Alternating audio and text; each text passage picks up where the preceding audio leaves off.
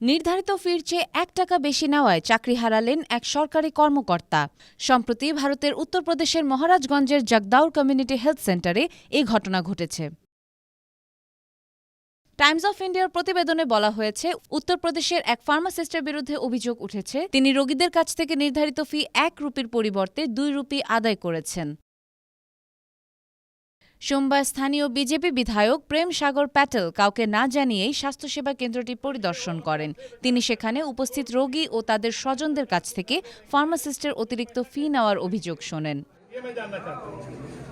এ সময় তিনি প্রেসক্রিপশনের জন্য রোগীদের কাছ থেকে অতিরিক্ত অর্থ আদায় করতেও দেখেন ফার্মাসিস্টকে।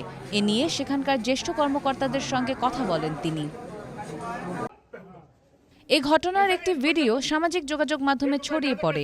ভিডিওতে দেখা যায় বিধায়ক ফার্মাসিস্টকে বলেন, আপনি কিভাবে গরিব রোগীদের কাছ থেকে ১ টাকা বেশি নেওয়ার সাহস দেখান।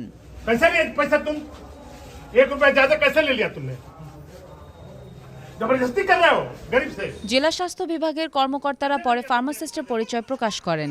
তার নাম সঞ্জয়। সেখানে তিনি একটি সংস্থার মাধ্যমে চুক্তিভিত্তিক নিয়োগ পেয়েছিলেন।